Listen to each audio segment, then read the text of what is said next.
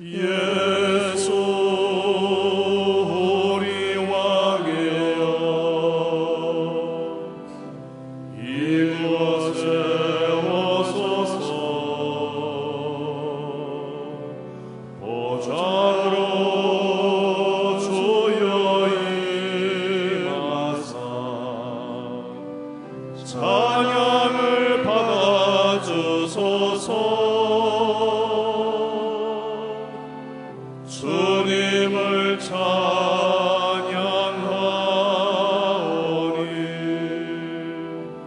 주님을 경배하오니,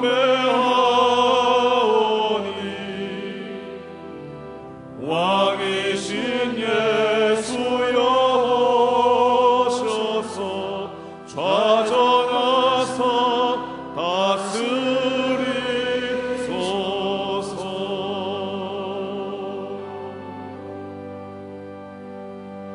할렐루야. 잘들 나오셨습니다. 큰 은혜 주실 줄 믿습니다. 우리 서로 인사하겠습니다. 잘 나오셨습니다. 잘 나오셨습니다.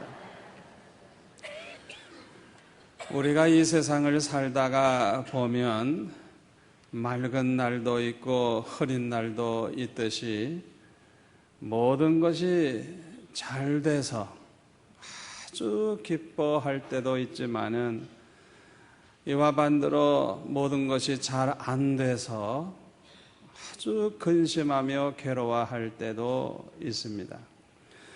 그래서 전도서 7장 14절에 보면 형통한 날에는 기뻐하고 곤고한 날에는 생각해라, 그렇게 말씀했습니다. 그리고 야고보서 5장 13절에 보면 너희 중에 고난당하는 자가 있느냐? 저는 기도할 것이요. 즐거워하는 자가 있느냐? 저는 찬송할지니라, 이렇게 말씀하고 있습니다. 우리가 살고 있는 이 사회는 지금 너무나도 어둡고 답답합니다. 외환 위기 때보다도 더 어렵다고, 살아가기가 어렵다고 야단드립니다. 그러나 따지고 보면 지금보다도 더 어려웠을 때가 과거에 참 많이 있었어요. 우리가 생각해 보면 우리가 몇십 년 전만 해도 지금과 비교할 수 없이 가난했고 힘들었고 막막했고 얼마나 어려울 때가 많았습니까? 우리가 아무리 절망적인 상황에 처해 있다고 해도 절대로 절망을 해서는 안 됩니다. 아무리 절망적인 상황에 처해 있어도 절망하지 않는 사람은 위대한 믿음의 사람들입니다. 우리가 깊이 생각해 보면요, 절망적인 상황이 문제가 아니에요. 절망하는 게 문제예요. 아무리 절망적인 상황에 처해도 절망 안 하면 되는 거예요. 그런데요, 더욱더 불행한 게 뭔 줄 압니까? 절망하지 할 상황이 아닌데도 불구하고 절망하는 사람, 얼마나 불행한 일인지 모릅니다. 크게 성공한 사람들은 대개 그 역경 지수가 높다 그래요. 이 역경 지수라고 하는 것은 그 역경을 이겨낼 수 있는 그 지수를 가리키는 거예요. 역경이 왔을 때 대개 그 역경을 대하는 태도가 세 가지가 있다고 합니다. 첫째로는 역경이 왔을 때 그 포기형이 있어요. 포기형. 이 포기형은 그 역경이 오면 낙심이 돼가지고 그저 주저하거나 포기하거나 도망을 가는 사람을 가리킵니다. 두 번째로는 안주형이 있어요. 역경이 닥쳤을 때 극복하기보다는 현상을 유지하려 하고 적당하게 그저 편안하게 지내려고만 하는 사람입니다. 세 번째로는 정복형이 있다. 정복형. 이 정복형은 높은 산을 보면은 좌절하는 게 아니라, 야, 내가 저기 정상을 한번 정복해야 되겠다. 오히려 높은 산을 보면은 오히려 더 올라가고 싶고 그걸 정복하고 싶어 하는 그런 마음을 갖는 사람. 그러니까 어려운 일이 생기면 그것 때문에 좌절하는 것이 아니고 그 역경을 아주 극복해 나가는 그런 정신을 가지고 있는 사람, 이런 사람들이 되게 크게 성공을 한다고 하는 것입니다. 우리 한번 따라서 할까요? 인생은 절망만 하지 아니하면 아직 실패한 건 아니다. 아멘. 미국의 유명한 로버트 슐러 목사님은 이런 말을 했어요. 실패는 당신이 실패자임을 의미하지 않는다. 다만 아직 성공하지 못했음을 의미한다. 실패는 당신이 아무것도 성취하지 못했다는 걸 의미하지 않는다. 다만 무엇인가 새로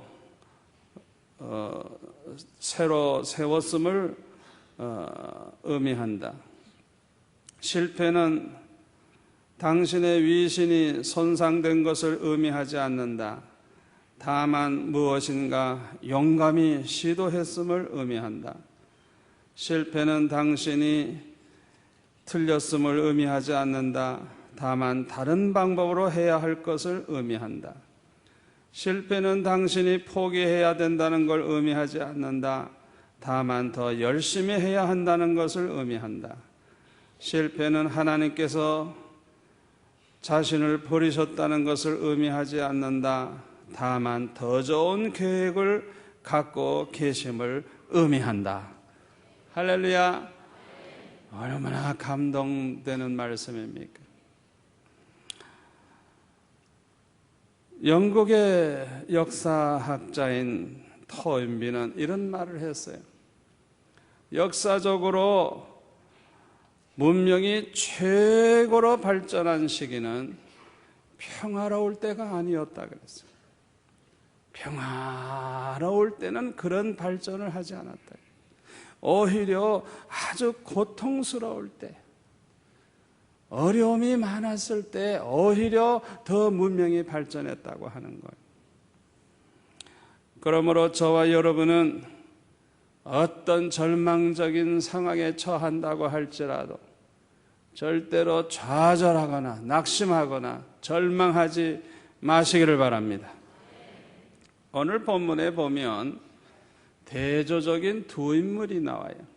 하나는 사도 바울이고 한 사람은 또 그 빌립보 감옥을 지키는 간수입니다.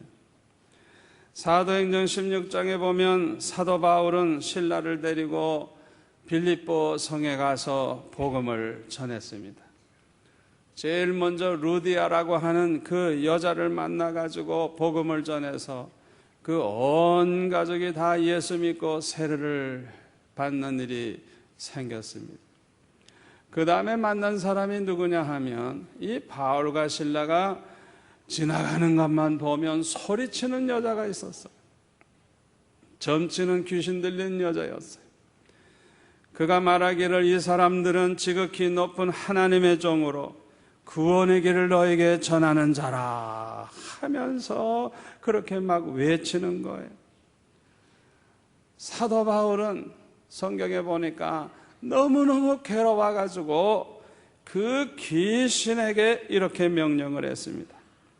예수 그리스도의 이름으로 내가 내게 명하노니 그에게서 나오라! 그렇게 소리칠 때 즉시 그 귀신이 그에게서 나왔다 그랬어요. 이 요정의 주인은 이 점치는 귀신 들린 여자를 통해 가지고 돈을 많이 벌었는데 귀신이 나가버리니까 이제 점을 못 치잖아요. 그러니까 돈을 못 벌게 되니까 화가 나가지고 이 바울과 실라를 붙잡아가지고 간원들에게 끌고 가서 송사했습니다. 그래서 바울과 실라는 이들에게 붙잡혀서 옷을 찢기우고 매를 맞고 피투성이가 되어서 감옥에 갇히게 되었습니다.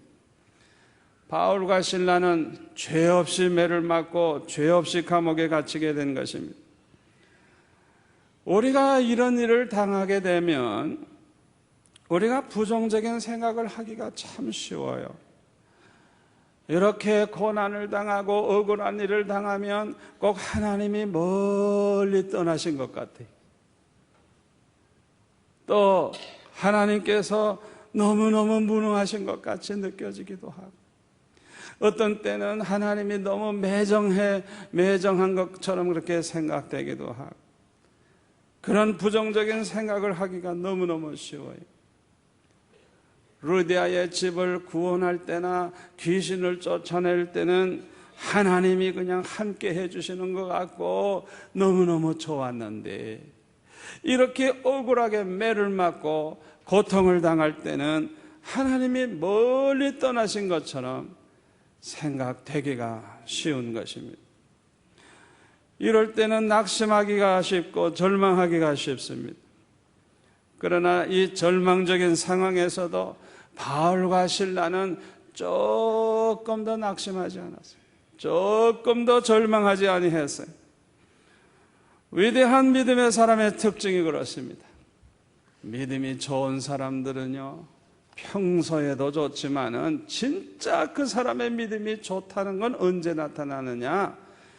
다른 사람들은 다 절망할 수밖에 없는 그 상황에서도 절망하지 않는 거예요.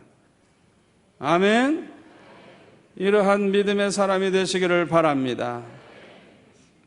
오늘 본문 25절에 보니까 한밤중에 바울과 실라는 기도하고 하나님을 찬미했다 그랬어요.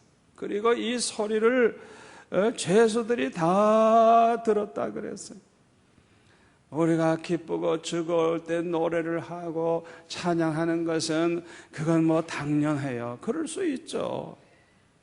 그러나 깊은 감옥에 갇혀서 매를 맞아가지고 온몸이 쑤시고 아픈데 그런 고통스러운 그런 몸을 가지고서 그럼에도 불구하고 하나님을 찬양했다고 하는 것은 정말 감동적인 일이 아닐 수가 없어요.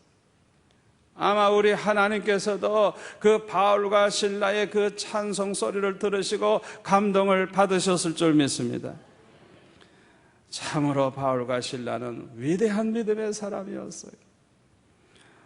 이와 같이 믿음의 사람들은 절망적인 상황에 처해도 절망하지 아니하고, 그럴 때일수록 더 많이 기도하고, 그럴 때일수록 찬양을 하는 것입니다. 아무쪼록 저와 여러분도 어떤 절망적인 상황에 처한다고 하더라도 절망하지 마시고 하나님 앞에 기도하시고 하나님 앞에 찬양하시기를 축원합니다. 이렇게 기도하고 찬양할 때에 놀라운 기적이 일어났어요. 26절에 보니까 갑자기 지진이 일어난 것입니다. 옥토가 움직이고 문이 다 열리고 모든 사람의 그 묶인 것이 다 풀려났다 그랬어요. 이 바울과 실라의 기도와 찬양이 기적을 가져온 것입니다. 바울과 실라는 기도와 찬양으로 감옥문을 열었습니다. 이와 같이 기도와 찬양으로 하늘문을 열 수 있습니다. 홍해를 갈라 육지같이 건널 수 있습니다. 마라의 쓴물을 단물로 만들 수 있습니다. 역대하 20장에 보면 여호사밧 왕 때에 모압 자손과 암몬 자손이 몇 마흔 사람들과 함께 연합군을 이루고 쳐들어왔어요. 갑자기 수많은 적군들이 쳐들어오니까 풍전등과 같이 나라는 이제 곧 망할 수밖에 없는 위기에 처해 있었습니다. 그러므로 유다 땅에는 온통 두려움으로 가득 차게 됐습니다. 이때 여호사밧은 하나님 앞에 간구할 뿐만 아니라 모든 백성들에게 금식하라 공포하고 기도하게 했어요. 이 기도는요, 얼마나 힘이 있었던지 하나님 앞에 상달이 돼가지고 하나님의 응답을 받게 됐어요. 거기 15절에 보니까 이 큰 무리로 인하여 두려워하거나 놀라지 말라. 이 전쟁이 너에게 속한 것이 아니요 하나님께 속한 것이니라. 17절에 보면은 내일 저 해를 마주 나가라. 여호와가 너희와 함께 하시리라. 그래서 이 응답을 받은 여호사밧은요, 찬양대원들에게 거룩한 예복을 입히고 맨 앞에 나아가는 군대보다도 그 앞에 이 찬양대원을 내세워가지고 하나님 앞에 찬양하면서 적군들을 향하여 나아가게 되었습니다. 그런데 놀라운 것은요, 이 찬송 소리가 시작되자마자 하나님께서 언제 준비해 놓으셨는지 복병들이 그냥 갑자기 일어나가지고 그냥 혼란을 가져왔어요. 그래서 적군들은 자기들끼리 치고 받고 죽이고 그래가지고 살아남은 사람이 하나도 없고 그냥 시체만 남았다 그랬어요. 여호사밧은 싸우지도 않고 이긴 것입니다. 그리고 이 적군들이 가져온 물건이 얼마나 많은지, 재물과 의복과 보물이 너무너무 많아가지고 그것을 옮기는데 사흘이나 걸렸다 그랬어요. 하나님 앞에 기도하고 찬양하는 사람에게는 이와 같이 전하의 복이 됩니다. 모든 것이 합력하여 선을 이룹니다. 여러분, 어려운 일이 있을 때, 절망적인 상황이 우리 앞에 다가올 때 기도하시기 바랍니다. 찬양하시기를 바랍니다. 분명히 이와 같은 놀라운 역사가 일어날 줄 믿습니다.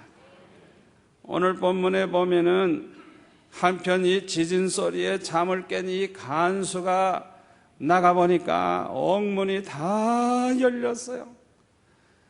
옥문이 열린 것을 보고 아이고, 죄수들이 다 도망갔겠구나 그렇게 생각을 하고 검을 빼어서 자결을 하려고 했다 그랬어요.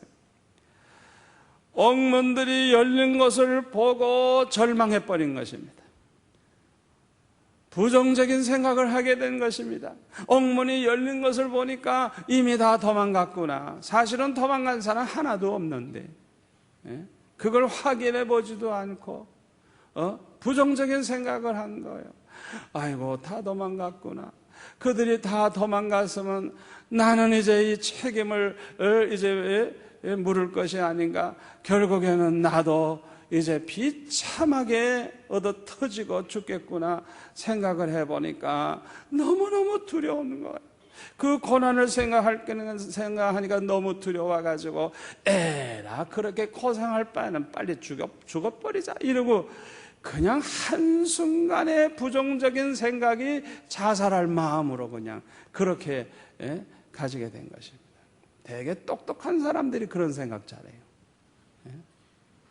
그냥 좀 어려운 일 당하면 그 다음에 될 것도 아닌데 그렇게 될 것처럼 생각하고 그 다음에 될 일을 미리 계산해가지고 에라 죽어버리자. 되게 자살하는 사람들이 헛똑똑이에요. 헛똑똑. 여러분, 부정적인 생각은 인생을 망치게 하는 겁니다. 우리 예수 믿는 사람들은 절대로 부정적인 생각을 하면 안 됩니다. 아멘. 운동선수들이 운동을 할 때요, 자꾸만 자기가 패할까봐 걱정을 하고 패한 다음에 당할 수치를 생각하고 이렇게 부정적인 생각을 갖게 되면요, 진짜 패해요. 진짜. 이 부정적인 생각을 하면요, 이게 아주 얼마나 백해무익한지 몰라요. 우리 예수 믿는 사람들은 절망을 절대로 해서는 안 됩니다. 미국의 미시간 대학 심리학 교수인 크리스토퍼 피터스는 1100명을 뽑아가지고 연구를 해서 그 결과를 정신과학이라고 하는 책에 최근에 발표를 했어요. 그의 보고에 의하면 비관적인 생각을 하는 사람일수록 수명이 단축이 된대요. 비관적인 생각. 그리고 사고로 죽을 위험도 보통 사람보다 25%나 높다 그랬어요. 성인 남성 중에 나쁜 일이 일어날 것이라고 자꾸만 생각하는 이런 사람들은 수명도 짧을 뿐만 아니라 각종 사고에 의한 사망률이 굉장히 높대요. 그러니까 사고가 나서 죽는 사람들이, 그런 사람들 중에 대다수가 평소에 그런 부정적인 생각을 많이 하고 비관적인 생각을 많이 한다는 거예요. 그게 실제로 그렇게 사고를 유발한다는 거예요. 그만큼 이 부정적인 생각이 우리에게 해가 되는 것입니다. 저와 여러분은 바울과 실라처럼 아무리 절망적인 상황에 처한다고 할지라도 기도하고 찬양하시기를 바랍니다.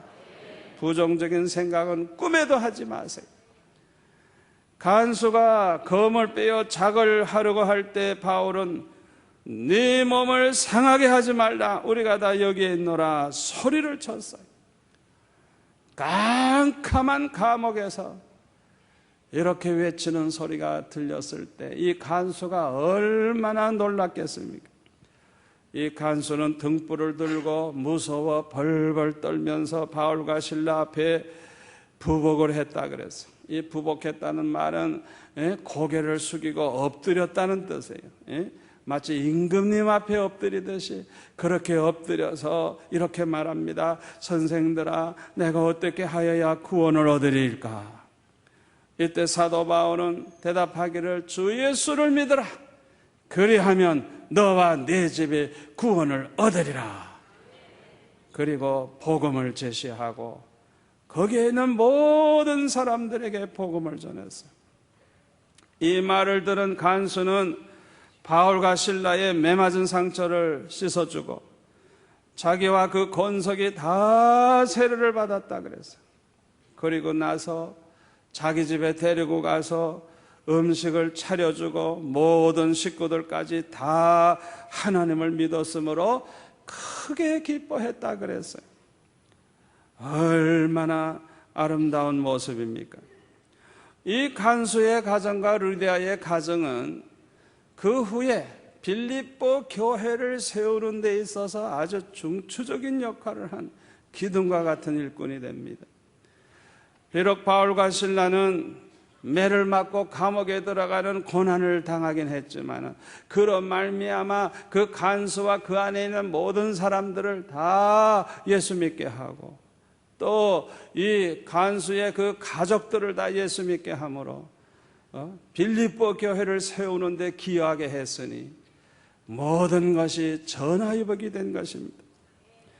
아무리 절망적인 상황에 처해도 절망하지 않는다고만 하면 얼마든지 다시 일어날 수 있습니다. 얼마든지 기회는 다시 옵니다. 아멘.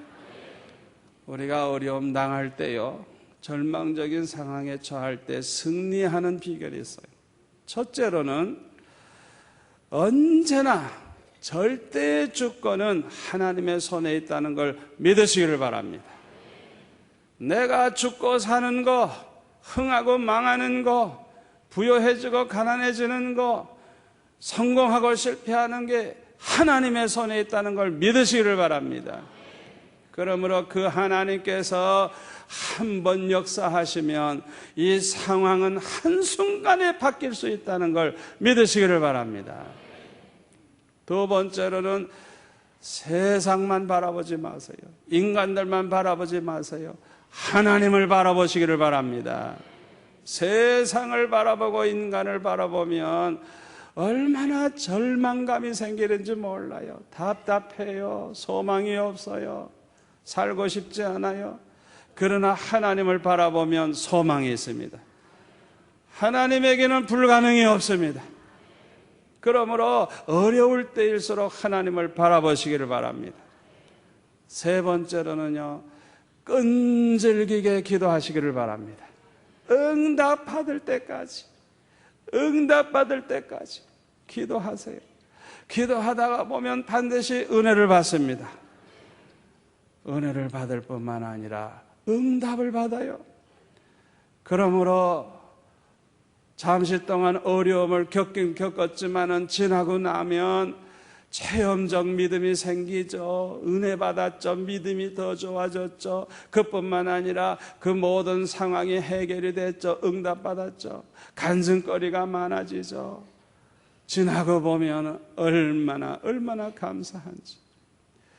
그러므로 저와 여러분이 어려움 당할 때 낙심하거나 절망하지 말고 하나님 앞에 끈질기게 간구하시기를 바랍니다.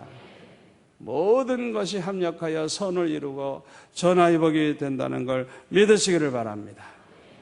기도하겠습니다. 아버지 하나님 감사합니다. 오늘날 우리가 살아가는 이 세상이 너무너무 어렵습니다.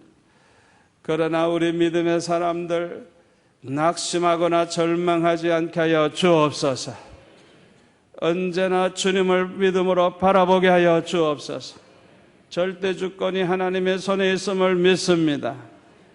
아버지 믿음으로 간구하게 하시고 찬양하게 하여 주셔서 아버지 빌립보 감옥에 일어난 기적이 우리의 삶 가운데도 있게 하여 주옵소서. 예수님의 이름으로 기도하옵나이다. 아멘.